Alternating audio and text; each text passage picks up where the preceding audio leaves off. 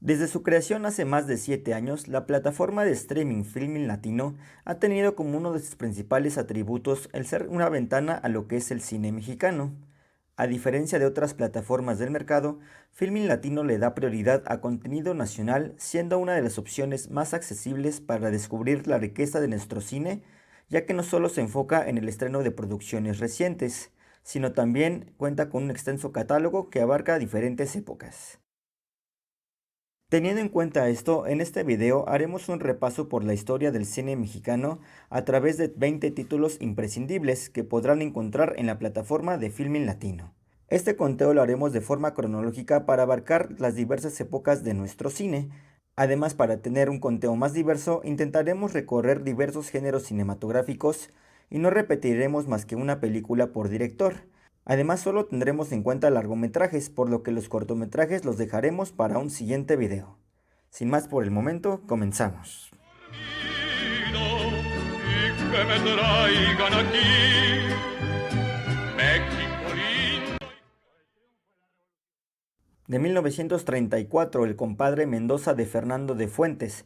También disponibles en la plataforma están El prisionero 13 y Vámonos con Pancho Villa, que junto con El compadre Mendoza conforman la trilogía de la Revolución de Fernando de Fuentes.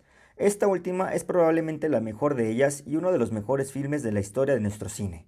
Un retrato perfecto de la supervivencia del ser humano contextualizado en pleno movimiento revolucionario, cuando un terrateniente se mueve entre su lealtad hacia ambos bandos, las fuerzas gubernamentales y el ejército zapatista.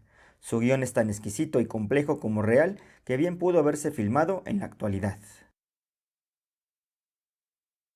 De 1936, Redes, de Emilio Gómez Muriel y Fred Zinnemann. Fusionando ficción con documental, se trata de una obra que bien pudo haber sido una de las principales influencias del movimiento neorrealista en Italia. De hecho, La tierra tiembla de Luchino Visconti bebe mucho de este retrato sobre un grupo de pescadores que buscan mejores condiciones de paga ante sus comerciantes.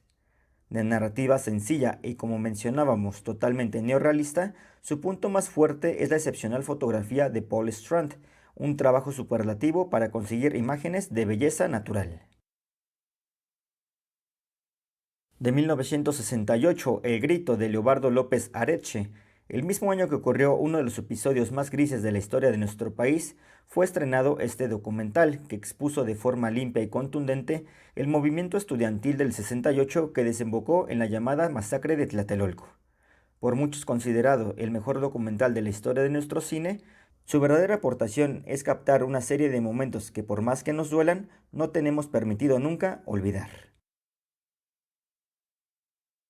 De 1974, La Choca, de Emilio el Indio Fernández, una fusión de dos estilos de western, el manejo de los espacios abiertos y sobre todo los cerrados para la atmósfera claustrofóbica de Howard Hawks y la latente sexualidad que conlleva cada uno de los personajes que recuerda a Sam Peckinpah. Es como podríamos describir a esta trepidante obra del Indio Fernández, que fue una de sus últimas grandes películas que nos regaló. Fabulosa está también, dicho sea de paso, Pilar Pellicer como la mítica La Choca. De 1976, La pasión según Berenice, de Jaime Humberto Hermosillo, uno de los mejores filmes mexicanos que expone el universo femenino, este destinado muchas veces a la represión, como es el caso de esta historia, mientras la lente de Hermosillo capta perfectamente la perspectiva de su protagonista, una excepcional Marta Navarro, cuya interpretación lo es todo en este doloroso melodrama que además visualmente resulta todo un triunfo. 1976, Longitud de guerra, de González Martínez Ortega. Ya su director nos había entregado la también sobresaliente El Principio, que ganó el Ariel a la mejor película. Con Longitud de guerra, Martínez Ortega retrocede años a la Revolución para narrarnos la rebelión del pueblo Tomochi en Chihuahua, causada sobre todo ante la represión política y religiosa. Se trata de un filme que fusiona el western y el género bélico con escenas de batalla visualmente sobresalientes que no tienen nada que envidiarle a otras películas del género de la época. De 1978, Llovizna, de Sergio Oljovich. Infravaloradísima y una joya por descubrir del cine mexicano de los setentas, en ella se expone la paranoia causada por el racismo de su protagonista y la cual tiene como principales ingredientes una inquietante atmósfera que se conjuga con la lluvia y la oscuridad de una autopista, así como un juego de imágenes que subraya un subtexto que nos habla sobre la intolerancia, un filme que incluso 50 años después se nota muy moderno y socialmente crítico y muy mordaz. De 1979, Llámenme Mike, de Alfredo Gurrola. Técnicamente se trata de una obra bastante limitada, pero los hallazgos de esta comedia van más allá de su lenguaje audiovisual, enfocándose sobre todo en la sátira del cine negro norteamericano de los años 40 y 50, que nos regalan en un sinfín de referencias a través de todo su libreto, además de contar con una serie de ocurrencias que nos regalan momentos muy divertidos, tanto a través de los diálogos como en un nivel de la comedia física. De 1983 bajo la metralla de Felipe Casals, uno de los mejores productos que dejó el también director del Año de la Peste, también disponible en Filmin Latino. En Bajo la metralla todo se encierra dentro de un contexto político marca de su director, sumarle a eso el buen manejo del uso de interiores que logra Casals, así como el uso del suspenso, tenemos como resultado un thriller vertiginoso y a veces asfixiante. Dentro de un elenco sobresaliente destacan los siempre excelentes José Carlos Ruiz y Salvador Sánchez. De 1985, Vidas errantes de Juan Antonio de la Riva, precioso, nostálgico y personalísimo homenaje al séptimo arte en esta especie de road movie donde sus protagonistas andan de pueblo en pueblo para proyectar películas mexicanas clásicas a la gente de estas comunidades. Su hermana mayor y de la que toma algunas ideas puede ser la magistral Kings of the Road de Wim Wenders, no solamente por ese homenaje a los cines pequeños, sino por la captura tan nítida de lo cotidiano. La poesía de las imágenes nos recuerda en ocasiones por qué el cine es el arte más verdadero para capturar la vida en todo su esplendor. De 1987, Mariana Mariana de Alberto Isaac, adaptación de la novela Las batallas en el desierto de José Emilio Pacheco, aquí llevada a la pantalla por el guionista Vicente Leñero y Alberto Isaac tras las cámaras, una historia llena de matices sobre la infancia, pero desde una perspectiva lúgubre, donde se tocan algunos de los temas preferidos del escritor. Es sin embargo el pozo que deja el final, tras algunas secuencias del terremoto del 85, que nos hace confirmar que la infancia se ha ido y que México como país también se ha transformado. 1991, La mujer de Benjamín de Carlos Carrera, la ópera prima del que se convertiría en uno de los realizadores mexicanos más laureados con películas como Un embrujo o El crimen del padre Amaro. En La mujer de Benjamín ya empezaban a tocar los temas recurrentes de su cine, incluyendo a personajes controversiales ante las reglas de la sociedad que los rodean. La sexualidad, el adulterio e incluso la pedofilia son tratados con el mínimo cuidado en una obra que proyecta mucha madurez y profundidad. De 1996, Profundo Carmesí de Arturo Ripstein. Ripstein tiene un amplio catálogo en film en latino. Está en El Castillo de la Pureza, El Lugar Sin Límites, El Imperio de la Fortuna, pero hemos elegido esta joyita de los años 90, Profundo Carmesí, una road movie donde el crimen, la pasión, el romance y la comedia negra se conjugan para entregar un filme de alto impacto que es a todas luces sobresaliente. Una de las mejores películas de su director, que además cuenta con una pareja protagónica insuperable. Por un lado, la trágica interpretación de Regina Orozco y por el otro, la que es quizá la mejor interpretación en la carrera de Daniel Jiménez Cacho. De 1998, Bajo California, Límite del Tiempo de Carlos Volado, se trata de un recorrido singular, onírico y experimental por el estado de Baja California, mientras nos adentramos igual a un viaje de redención para su protagonista, lleno de numerosos simbolismos y de una fuerza visual por momentos hipnotizante.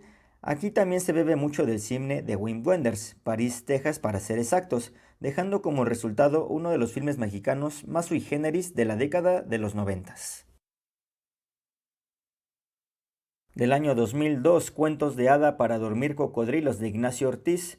Continuamos con las narraciones experimentales ya en pleno siglo XXI, con una obra que invita a hacer todo un viaje sensorial conjugado en el tiempo para hacer de este un recorrido por algunos pasajes más importantes de la historia de nuestro país.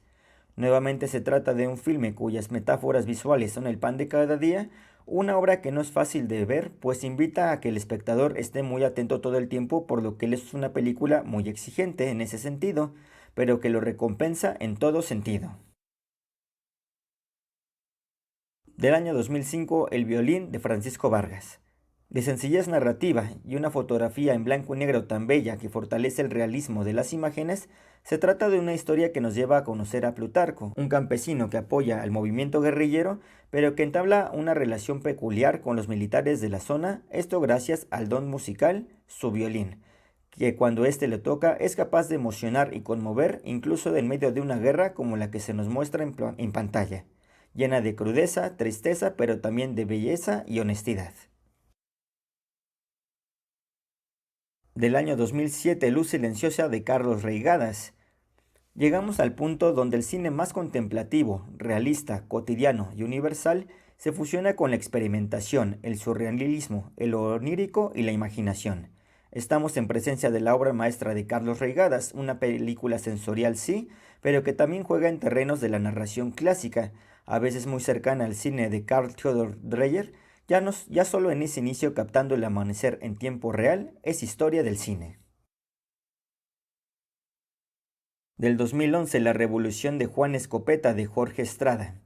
Ya lo mencionamos en nuestro conteo de lo mejor del cine mexicano nacional, que si no lo han visto les dejamos el enlace en la descripción. Muy probablemente la mejor película animada mexicana. Sorprende gratamente no solo por lo cinematográficamente potente que se siente a través de sus travelings que utiliza, sino también por lo adulta que pretende ser, llegando incluso a terrenos del spaghetti western, donde se nota la influencia en la puesta en escena y el uso de la música de Sergio Leone y Sergio Corbucci. Del 2016, Tamara y la Catarina de Lucía Carreras, el cine social mexicano en su máximo esplendor. Un cine que nos muestra nuestra realidad social a la vez que se emite una crítica política y económica a nuestro gobierno de una forma muy sutil. Es el tipo de cine que nos recuerda a los hermanos Dardenne, no solo por los temas que trata, sino también por la sencillez con la que expone siempre lo cotidiano.